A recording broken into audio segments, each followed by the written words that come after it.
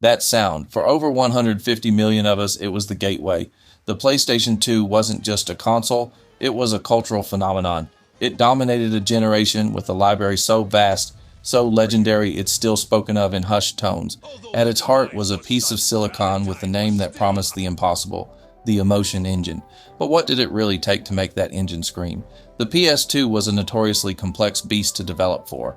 With just 32 megabytes of system RAM and a paltry 4 megabytes of video memory, developers had to be more than just coders. They had to be magicians.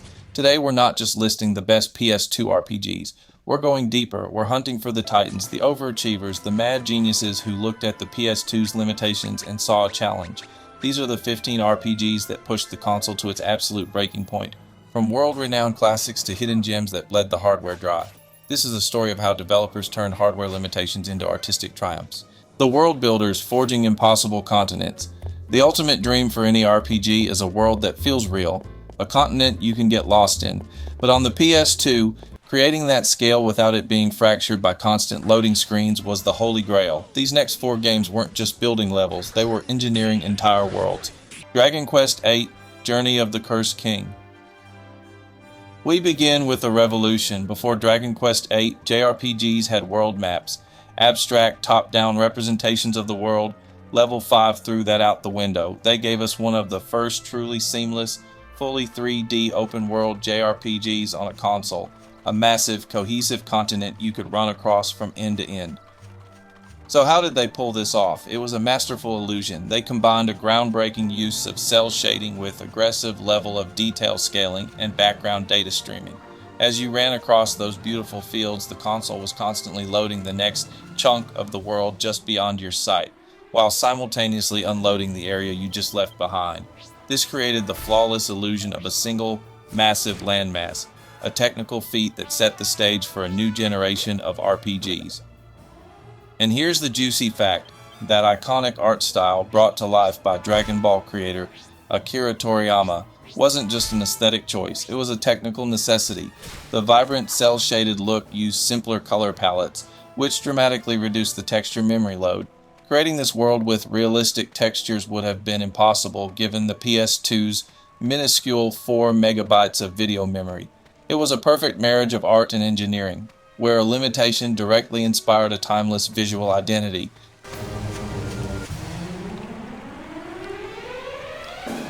Final Fantasy XII. If Dragon Quest VIII built a seamless world, Final Fantasy XII populated it with the soul of an MMO.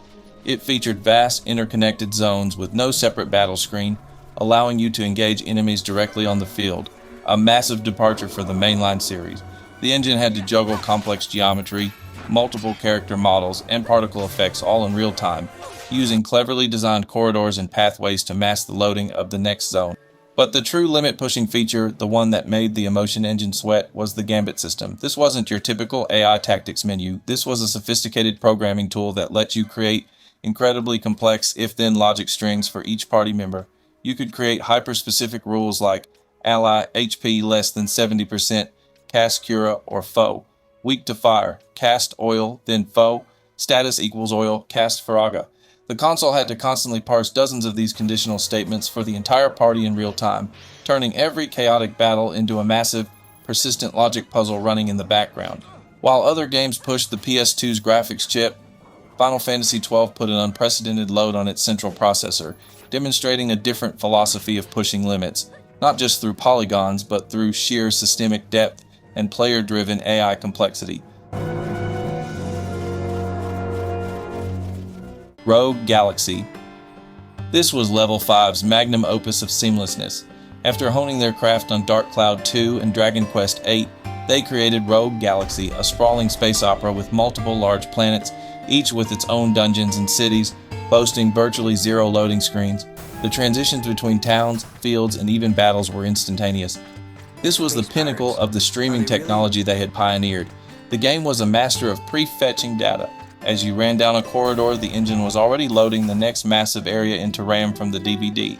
The battle system was so tightly integrated that initiating a fight didn't require loading a new scene, just the enemy models and effects, which were often pre-cached and ready to go. It created a sense of pace and flow that was, and still is, incredibly impressive. The version we got in the West was a director's cut that was even more technically demanding than the Japanese original. It added an entire new planet, Alistia, complete with its own maps, monsters, and scenarios. This meant the developers had to further optimize their already strained streaming engine to fit even more content onto the disc and into the PS2's memory without breaking that flawless, seamless experience.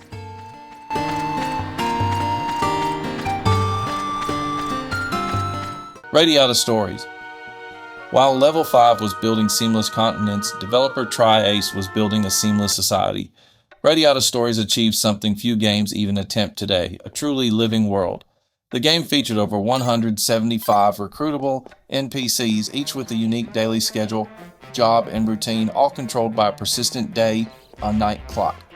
This was a monumental undertaking for the PS2's CPU and RAM. The console had to track the location and status of every single one of these characters simultaneously. A shopkeeper wouldn't just stand behind a counter. They'd wake up, walk to their shop, work, go for lunch, close up, and go home, or to the pub. This required a sophisticated AI scheduling system that was constantly running in the background, a feat of simulation that pushed the hardware to its absolute limit just to make the world feel alive. The sheer amount of data and logic required was immense, and it stands as one of the most ambitious world-building efforts on the console.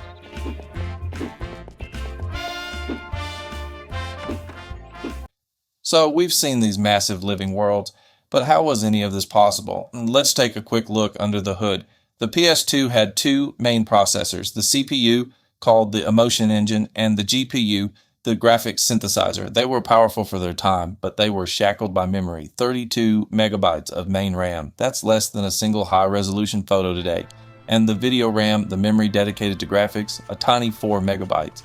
Every texture, every character model, every blade of grass had to fight for space in that 4 megabytes. This forced developers to become masters of illusion. The seamless worlds of Level 5, that was clever data streaming. The complex AI of Final Fantasy XII, that was raw CPU power. The stunning art styles we're about to see, that was artistic genius born from hardware necessity. These developers weren't just making games, they were solving impossible puzzles every single day. The style gurus, redefining visual boundaries. When you can't win the war for photorealism, you change the rules of engagement. These games didn't just look good for the PS2, they established timeless art styles that are still breathtaking today. They pushed the graphics synthesizer not with brute force, but with unparalleled artistry. Dark Cloud 2, Dark Chronicle. Level 5 makes the list again, this time for pioneering a highly advanced form of cell shading they dubbed tonal rendering. This gave characters a smooth animated look that blended seamlessly with detailed textured backgrounds, making the game look like a high-quality anime in motion. Unlike basic cell shading, tonal rendering used soft textures and clever texture mapping to simulate lighting and shadow, giving the world incredible depth. Main characters were built with a respectable 2,500 to 3,000 polygons, allowing for beautifully expressive animations. But here's the kicker. On top of that demanding rendering technique, the PS2's CPU was also building the game's dungeons using a complex procedural generation system. This means that while the GPU was struggling to render the beautiful art, the CPU was simultaneously constructing unique dungeon layouts on the fly, a double whammy of technical stress. Odin Sphere. And now for a game that is legendary for making the PS2 beg for mercy. Odin Sphere pushed 2D sprite work to its absolute zenith. The game featured massive, beautifully hand-drawn and intricately animated sprites that were so detailed and layered with effects that they famously caused the hardware to slow to a crawl. This wasn't a bug, it was a consequence of sheer artistic ambition. Vanillaware's artists used a cutout animation style, where characters were composed of many independent moving parts, allowing for fluid, lifelike motion. When multiple large sprites, each with their own complex animations and particle effects, were on screen at once, it simply overwhelmed the PS2's processing power.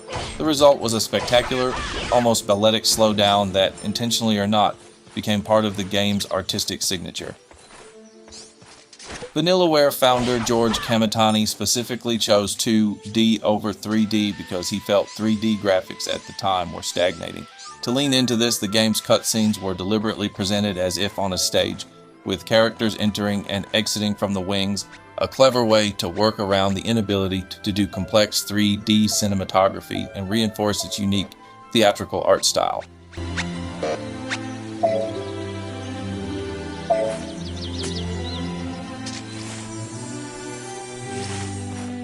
Valkyrie Profile 2, Silmeria. A true masterclass in 2.5D design. Valkyrie Profile 2 blended lush, fully 3D environments with highly detailed character models, all presented in a side-scrolling perspective that looked unlike anything else on the system. Developer Tri-Ace built a powerful 3D graphics engine capable of rendering stunningly detailed worlds with advanced lighting and post-processing effects like depth of field, features that were extremely rare and taxing on the PS2. By constraining the gameplay to a 2D plane, they could focus all of the console's rendering power on a smaller visible area. This allowed for a level of visual fidelity in both the characters and the world that a fully 3D game of the same scope could never have achieved on the hardware. It was a brilliant compromise that resulted in one of the best-looking games on the entire platform. The engine was so uniquely tailored to the PS2's hardware quirks that when emulated years later, it was riddled with graphical bugs. Fan-made patches had to implement specific hacks and cheats to fix broken depth of field, red visual artifacts, and shadow glitches, proving just how much Tri-Ace was pushing the machine in a very specific, optimized way.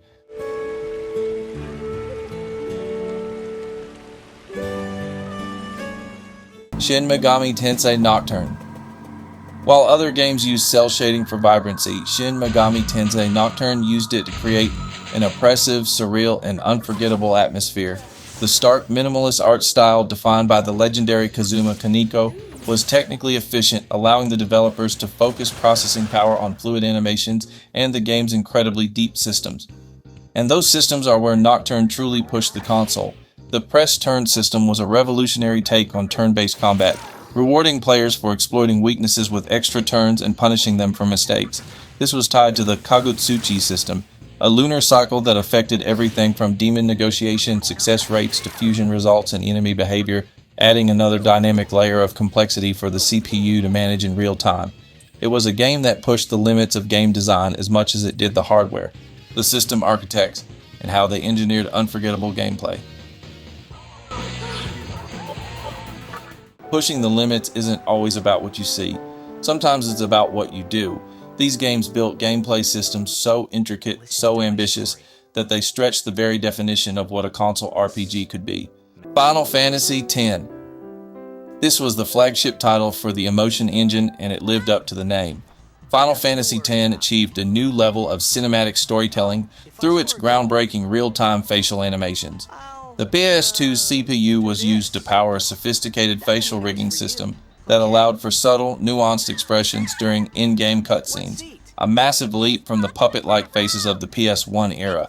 This, combined with the seamless blending of pre-rendered backgrounds and real-time 3D characters, created a cinematic experience that was unparalleled at the time. The PS2's unique architecture was so integral to this facial animation system that when the game was remastered in HD for PS3 and PS4, the developers couldn't perfectly replicate it. Many fans still argue that the original PS2 version has more expressive and emotionally resonant character faces, as the new models on different hardware couldn't interpret the original animation data in the exact same way. The original was a technical marvel literally tied to the soul of the machine. Shadow Hearts Covenant. The Shadow Hearts series is a cult classic, and Covenant is its crowning achievement, largely thanks to the Judgment Ring. This system turned every single action, attacking, using items, casting spells, into an engaging, timing-based minigame. Covenant pushed this system to its limit by making the ring itself deeply customizable. You could add more hit slices, increase the size of critical hit areas, or choose a high-risk ring type that canceled your turn entirely if you missed. This added a layer of active player skill that kept every single turn of its 50-hour runtime tense and exciting. Interestingly, the game's unique blend of dark horror and slapstick comedy was a direct result of player feedback. The developers were told the first game was too relentlessly grim, so they made the central theme of Covenant happiness and deliberately injected more humor. It's a rare case of developers listening to their audience and creating a more beloved and unique game because of it.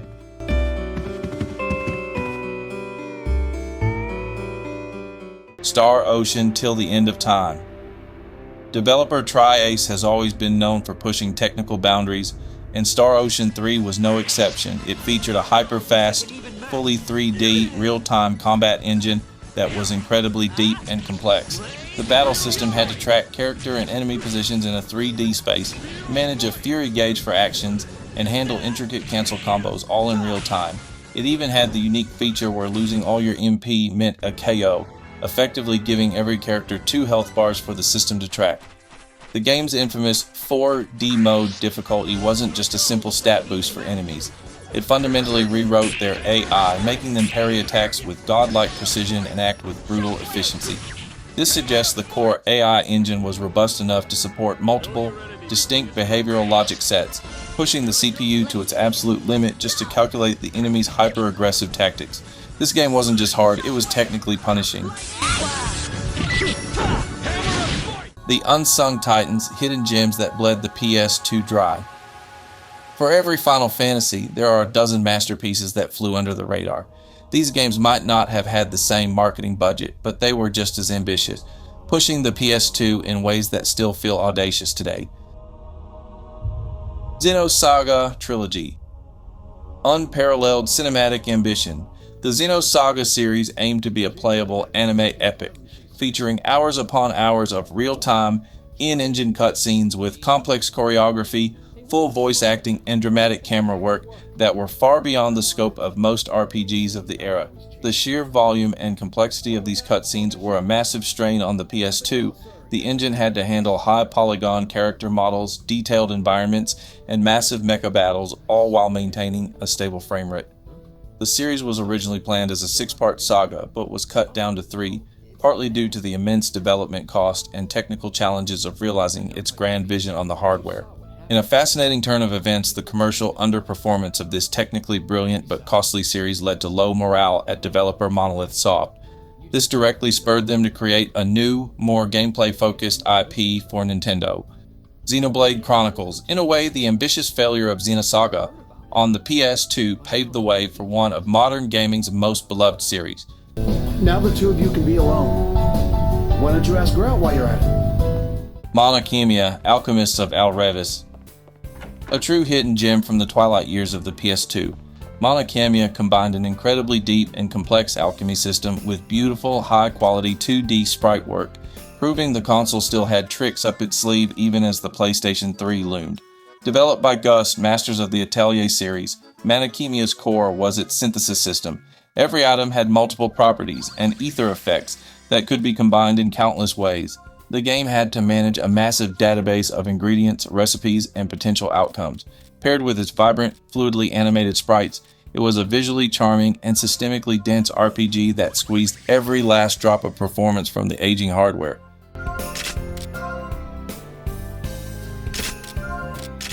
Grandia III.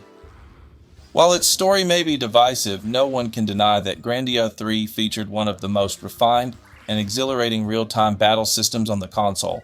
It took the classic IP gauge system and added a dynamic aerial combo mechanic. You could launch enemies into the air with critical attacks and have the entire party juggle them for massive damage. This required a robust physics and state tracking system to manage enemy positions and vulnerability in real time, resulting in battles that were pure, controlled chaos. On top of that, the game featured a fully functional flight system for world traversal. While not a true open world like Dragon Quest VIII, the game had to render a simplified 3D version of the world from the air and allow you to fly a plane between locations. It was a significant technical feature that added to the game's sense of grand adventure and required a completely different rendering mode from the standard on-foot exploration in battles. From the seamless continents of Dragon Quest VIII and Rogue Galaxy, to the living, breathing simulation of Radiata Stories, to the breathtaking artistry of Odin Sphere, the PlayStation 2 was a canvas for digital magicians. These 15 games are more than just classics. They are monuments to ingenuity. They show us that true innovation isn't born from unlimited power, but from the struggle against limitations. The PS2's notorious complexity and meager memory forced developers to be smarter, more creative, and more artistically daring. They couldn't just throw more polygons at a problem. They had to invent new systems, pioneer new art styles, and write code that performed miracles. They pushed the hardware until it groaned. And in doing so, they created experiences that were not just technically impressive, but emotionally resonant and utterly unforgettable. They truly harnessed the power of the emotion engine. But this is just my list of the 15 RPGs that I believe broke the PS2. The beauty of this console is that there are hundreds of other contenders. So now I turn it over to you. What game did I miss? What RPG made your PS2's fan spin like a jet engine? Drop your picks in the comments below and let's keep the legacy of this incredible console alive. Thanks for watching.